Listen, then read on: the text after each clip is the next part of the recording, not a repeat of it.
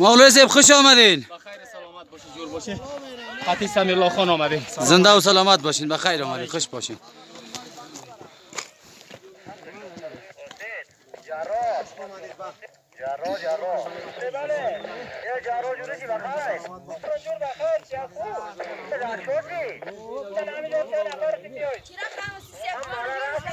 ای زنده و سلامت باشی باید ننم جگر جانم. خب خوش آمدی.